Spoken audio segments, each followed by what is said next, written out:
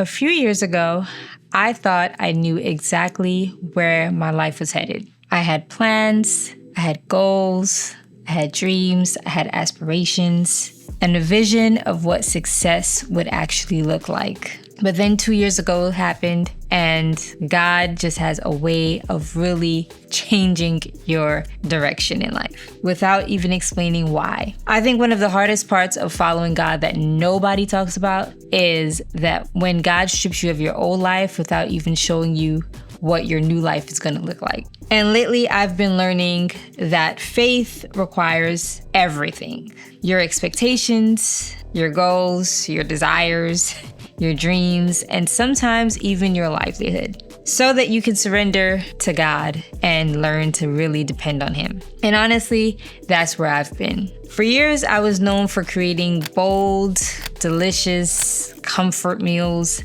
that everybody loved and building a community around the table. But over time, God began calling me into something deeper and stripping me of everything that I knew and really helping me to rely on Him and depend on Him.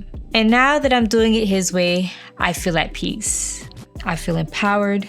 I feel ready to conquer it all. But I also feel a bit of fear of the unknown and really just having no clue about what the future really holds. I feel insecure with starting over at this stage in my life. And I feel a little disappointed in the feeling of just feeling like I have not finished and being left behind with all the things that I wanted to do. But then God gave me this scripture the other day, Psalm 138.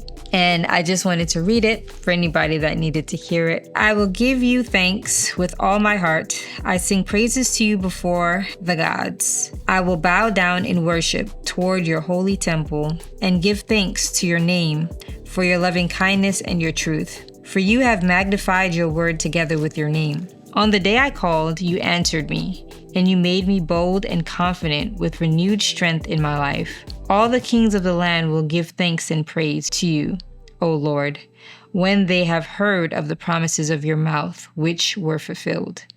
Yes, they will sing of the ways of the Lord, joyfully celebrating his wonderful acts. For great is the glory and majesty of the Lord. Though the Lord is exalted, he regards the lowly and invites them into his fellowship. But the proud and haughty he knows from a distance. Though I walk in the midst of trouble, you will revive me. You will stretch out your hand against the wrath of my enemies, and your right hand will save me. The Lord will accomplish that which concerns me. Your unwavering loving kindness, O Lord, endures forever. Do not abandon the works of your own hands.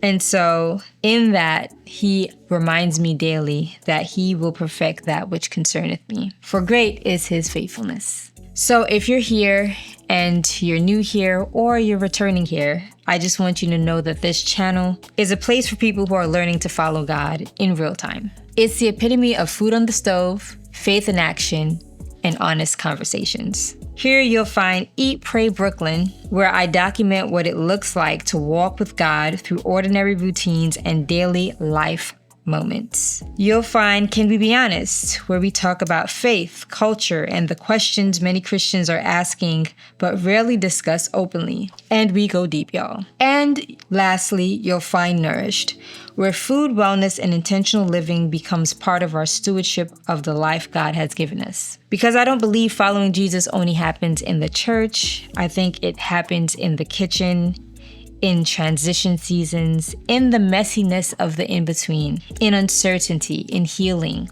in the small decisions nobody else sees, in the obscure places that we really feel the most forgotten. It happens in real life. And that's what this channel is about. So if you're learning to trust God like me in the unknown, welcome. If you're rebuilding, welcome. If you're healing, welcome. If you're trying to put faith into action instead of just talking about it, welcome. You're welcome here. And this is what walking with God in real life looks like.